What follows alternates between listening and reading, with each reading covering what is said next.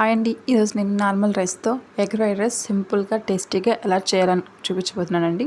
స్పైసీగా భలే ఉంటుందండి ఎగ్ ఫ్రైడ్ రైస్ అనేది. ఒక కడాయి పట్టేసుకొని 3 టేబుల్ స్పూన్ల ఆయిల్ యాడ్ చేసుకొని ఒక పెద్ద ఉల్లిపాయ కట్ చేసి వేసుకోండి. 4 పచ్చిమిరపకాయలు కానీ కట్ చేసి వేసేసుకోండి. ఒక రెమ్మ కరివేపాకు వేసుకొని అలా ఫ్రై చేసుకోండి. 1 నిమిషం పాటు ఫ్రై చేసిన తర్వాత 1 స్పూన్ అల్లం వెల్లుల్లి పేస్ట్ కానీ పచ్చి వాసన పోయే వరకు ఫ్రై చేసుకుందాం.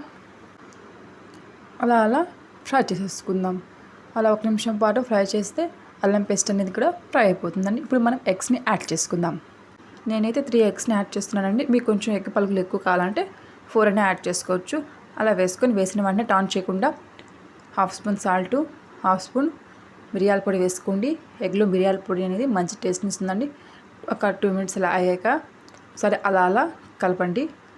కలిపిన తర్వాత చూడండి అలా వచ్చేస్తుందండి. అలా 1 నిమిషం పాటు ఫ్రై చేశారనుకోండి ఇంకొంచెం పొడిగా వస్తుంది. దాంట్లోకి 1 స్పూన్ కారం, కొంచెం స్పైసీనెస్ కోసం టేస్ట్ కోసం 1/2 స్పూన్ ధనియాల పొడి, 1 స్పూన్ గరం మసాలా వేసుకొని బాగా కలపండి. ఇప్పుడు నేను 120 గ్రామ్స్ ఉడకబెట్టిన అన్నాన్ని యాడ్ చేసుకుంటానండి. అది వేసుకొని బాగా కలిపేసిన తర్వాత 1 స్పూన్ సాల్ట్ వేసుకోండి. అలా బాగా కలపండి. హై స్పీడ్లో పెట్టేసి కలిపారనుకోండి రైస్ కూడా బాగా మనకి వేడిగా అయిపోతుందండి. కొంచెం కొత్తిమీర వేసుకొని బాగా కలపండి. ఎగ్ ఫ్రైడ్ రైస్లో కొత్తిమీర అనేది చాలా బాగుంటుందండి టేస్ట్ అనేది. మినిట్స్ లైక్ చేయండి, సబ్స్క్రైబ్ చేయండి. నేనైతే ఈ స్టైల్లో చేస్తానండి ఎగ్ ఫ్రైడ్ రైస్ అనేది.